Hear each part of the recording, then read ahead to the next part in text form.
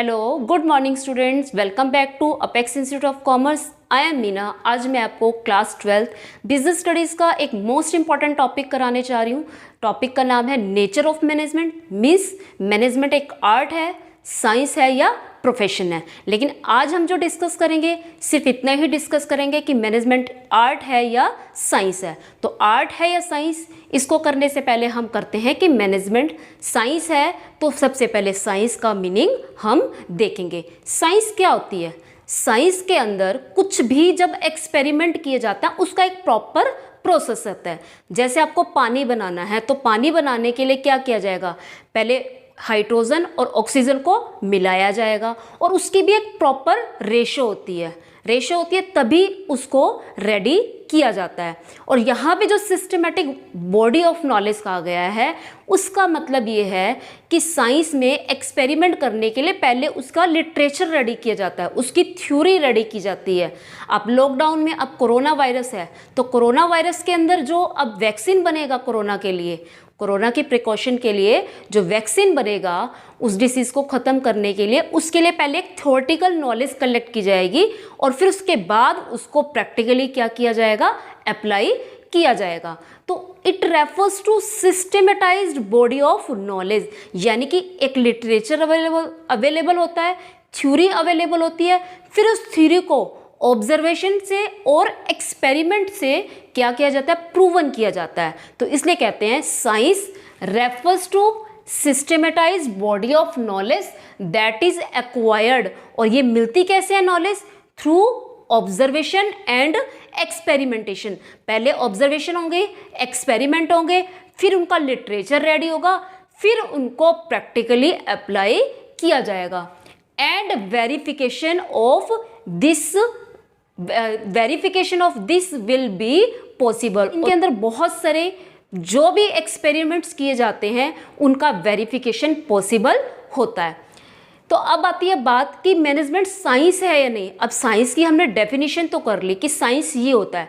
अब हमें ये देखना पड़ेगा कि साइंस की कौन कौन सी फीचर्स होती हैं, क्या वो फीचर्स मैनेजमेंट के अंदर हैं।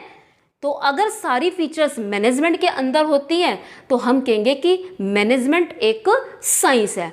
तो हम स्टार्ट करेंगे साइंस की फर्स्ट फीचर से और साथ ही ये देखेंगे कि वो फीचर मैनेजमेंट में है या नहीं। फर्स्ट पॉइंट है सिस्टेमेटिक या सिस्टेमेटाइज body of knowledge.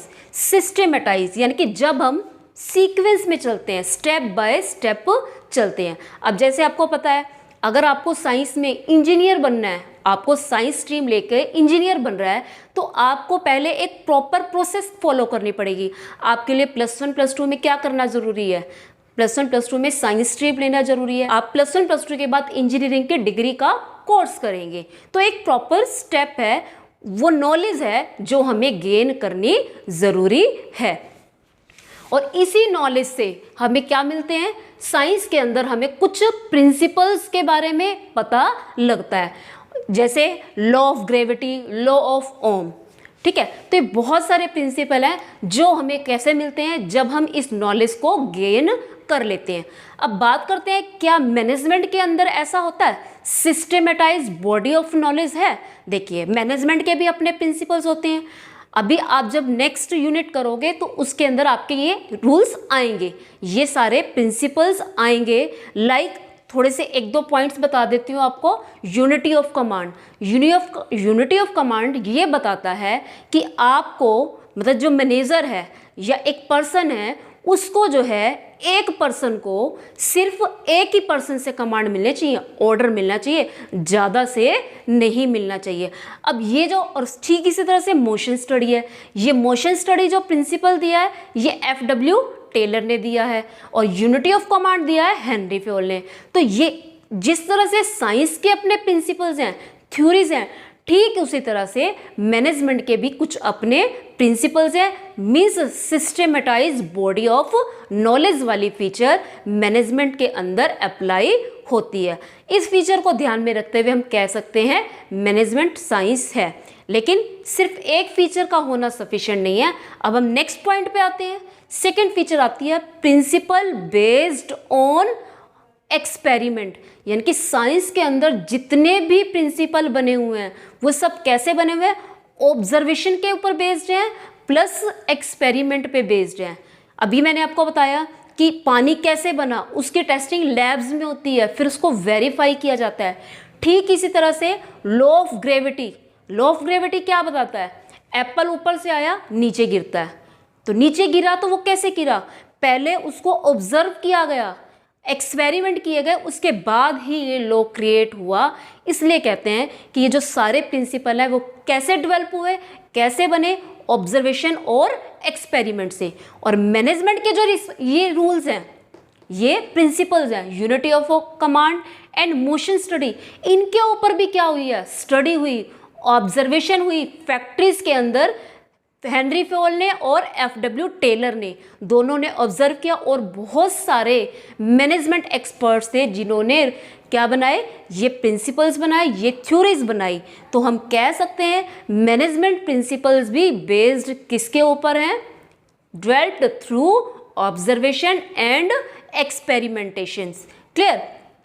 Third point आता है यूनिवर्सल वैलिडिटी। अब यूनिवर्सल का मतलब आप पहले ही पढ़ चुके हो, आपको एक पीछे पॉइंट बताया था, आपको बताया था परवेसिव। परवेसिव का मतलब क्या होता है कि मैनेजमेंट हर जगह पे है। तो यूनिवर्सल ट्रुथ आपने सुना होगा कि जो सच्चाई हर जगह पर अप्लाई हो उसको बोलते हैं हम यूनिवर्सल। यूनिवर्सल का मतलब पूरे वर्ल्ड में, वैलिडिटी यानी कि पूरे वर्ल्ड में रूल्स वैलिड हैं, थ्योरीज वैलिड हैं। साइंस के रूल, क्या ऐसा हो सकता है कि एप्पल ऊपर से गिरेगा, इंडिया में ऊपर से नीचे आएगा तो गिरेगा, लेकिन जापान में ना गिरे या यूएसए में ना गिरे? यानी कि साइंस के जो रूल्स हैं वो हर जगह पर वैलिड हैं। अब चेक करते हैं मैनेजमेंट के अंदर ये रूल वैलिड है। अब देखो मैनेजमेंट के अंदर जो एक्सपेरिमेंट किए जाते हैं वो किसके ऊपर किए जाते हैं, ह्यूमन के ऊपर। क्योंकि देखो यूनिटी ऑफ कमांड किससे रिलेटेड हुआ कि एक पर्सन को एक ही पर्सन से ऑर्डर मिलने चाहिए। मोशन स्टडी कि काम करते करते उसको थोड़ा सा क्या करना चाहिए, रेस्ट मिलना चाहिए। ये मतलब जब मोशन स्टडी में वैसे ये बताया जाता है कि जब एक पर्सन काम करता है तो बहुत सारी एक्टिविटीज करता है। इसको डिटेल में हम बात नहीं करेंगे। तो ये दोनों ही प्रिंसिपल किसके ऊपर बेस्ड हैं, ह्यूमन बिहेवियर के ऊपर। अब ह्यूमन बिहेवियर क्या हमेशा एक जैसा रहेगा, वो सिचुएशन के अकॉर्डिंग चेंज होता रहता है। इसलिए कहते हैं कि जो यूनिवर्सल वैलिडिटी वाली फीचर है वो मैनेजमेंट के अंदर अप्लाई नहीं होती है। क्यों? क्योंकि ये जो प्रिंसिपल्स हैं वे ह्यूमन नेचर के ऊपर अप्लाई होते हैं और ह्यूमन नेचर जो है हमेशा चेंज होता रहता है। इसलिए मैनेजमेंट के जो प्रिंसिपल है वो चेंज होते रहते हैं अकॉर्डिंग टू द एनवायरनमेंट। अब इनमें चेंज नहीं आया लेकिन इनके अंदर चेंज आया, यानी कि साइंस के जो रूल्स हैं वो जो बन गए वो सबके लिए बन गए। मीन्स वो क्या है, रिजिड है। लेकिन जो मैनेजमेंट के प्रिंसिपल्स हैं वो रिजिड नहीं हैं। You can say management principles are not rigid like physics, chemistry and bio. Bio में तो वैसे principles होते ही नहीं हैं। तो you can say management principles are not rigid like physics and chemistry. तो आप कह सकते हो इट मीन्स ये फीचर यहाँ पे अप्लाई नहीं होती। तो आप क्या बोलोगे कि मैनेजमेंट साइंस है लेकिन वो परफेक्ट साइंस नहीं है। परफेक्ट का मतलब बिल्कुल सेम साइंस जैसी नहीं है, वो इनएग्जैक्ट साइंस है। ओके, तो ये आपका होगा मैनेजमेंट साइंस है या नहीं उसका लॉजिक। तो हम यहाँ राइट कर देते हैं। यूनिवर्सल वैलिडिटी में प्रिंसिपल्स क्या थे, रिजिड थे, बट मैनेजमेंट के जो प्रिंसिपल है वो नॉट रिजिड हैं। ठीक है, तो you can say management is in exact science. In exact science है, परफेक्ट साइंस नहीं है, नॉट परफेक्ट साइंस। जो एक मैनेजमेंट एक्सपर्ट है अर्नेस्ट, उन्होंने इनएग्जैक्ट साइंस को यानी कि उन्होंने मैनेजमेंट को सॉफ्ट साइंस भी बोला है। तो you can say management is an inexact science, management is a soft science. Soft किसको बोलते हैं? जो इजीली चेंज हो जाता है, ठीक है। एक पर्सन सॉफ्ट होता है, एक पर्सन रिजिड होता है। सॉफ्ट मैनेजर क्या होगा? चेंज हो जाएगा, रिजिड मैनेजर चेंज नहीं होगा। तो ये हुआ मैनेजमेंट साइंस है या नहीं। अब सेकंड पॉइंट पे आते हैं, मैनेजमेंट आर्ट है या नहीं। आर्ट किसको बोलते हैं? जो ड्राइंग करता है, जो पेंटिंग करता है, उसको आर्ट बोलते हैं। अब मैं कहूँ टीचर के अंदर भी आर्ट होती है। कैसे आर्ट होती है? टीचर जब पढ़ाता है उसके अंदर कुछ टीचर्स इतने अच्छे होते हैं कि वो जो वीक से वीक स्टूडेंट होते हैं, वीक इन द सेंस आप कह सकते हो कि जिनका स्टडी में इंटरेस्ट नहीं होता, उनके अंदर भी इंटरेस्ट क्रिएट कर देते हैं। तो आर्ट क्या है? आर्ट इज स्किलफुल नॉलेज है। Art is a skilful knowledge, यानी कि जो थ्योरेटिकल नॉलेज हमारे पास होती है उसको प्रैक्टिकली अप्लाई कर देती है।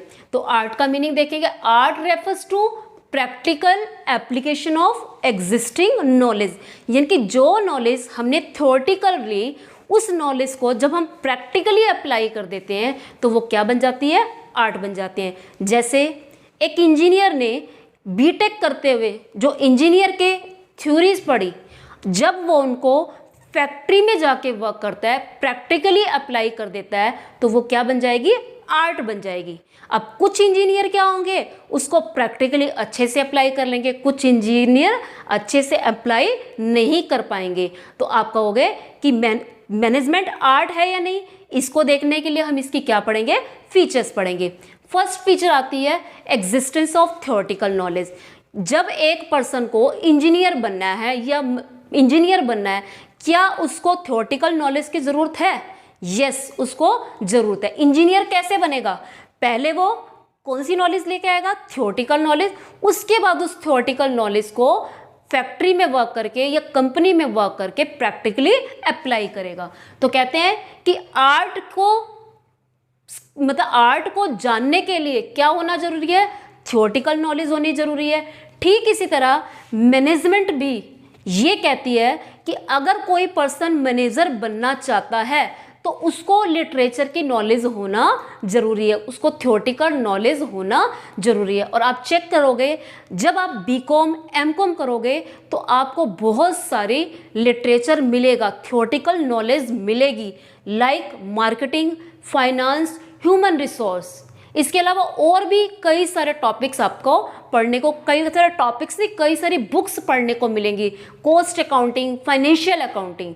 तो हम कह सकते हैं कि मैनेजमेंट में भी क्या चाहिए? पहले थ्योरेटिकल नॉलेज का होना जरूरी है। तो ये फीचर मैनेजमेंट को सेटिस्फाई करती है। तो आप क्या कह सकते हैं? इस फीचर के अकॉर्डिंग मैनेजमेंट क्या है? आर्ट है। Second, personalised application. अब पर्सनलाइज्ड मीन्स पर्सन, जो ability person to person change होती है। अब लिखा पर्सनलाइज्ड एप्लीकेशन।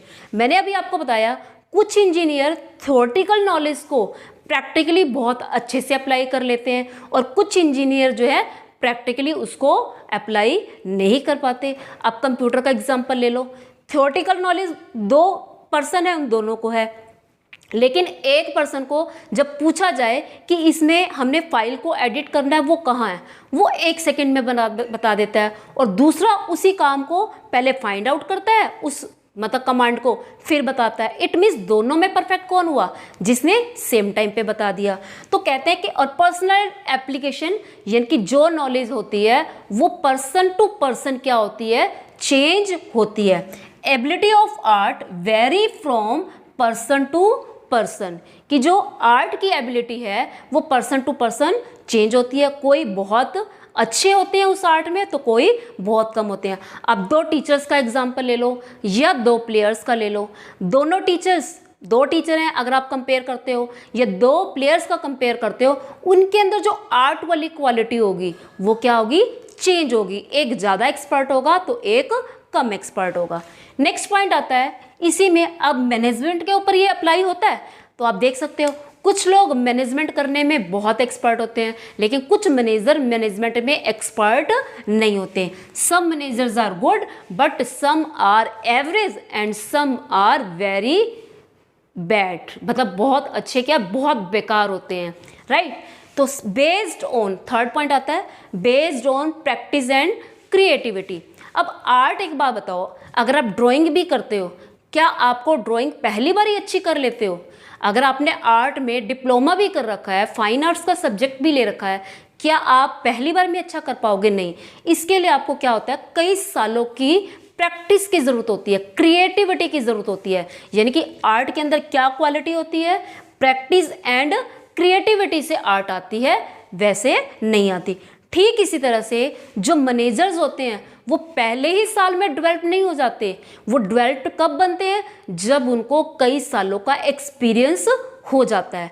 जब कई सालों के एक्सपीरियंस के बाद मैनेजर डेवलप्ड होते हैं, वो क्या करते हैं, इवन इन्वायरमेंट को चेंज नहीं करते, मतलब वो इन्वायरमेंट के अकॉर्डिंग खुद को चेंज नहीं करते, बल्कि इन्वायरमेंट को ही चेंज करने की उनके अंदर एबिलिटी आ जाती है। सपोज उनके, मान लो एक मैनेजर है, उसके नीचे 50 वर्कर्स काम कर रहे हैं।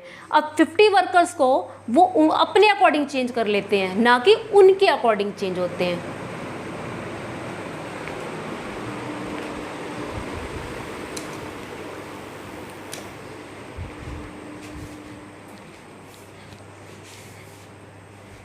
तो मैनेजमेंट के अंदर आर्ट की भी तीनों फीचर्स अप्लाई होती है। तो you can say management is an art.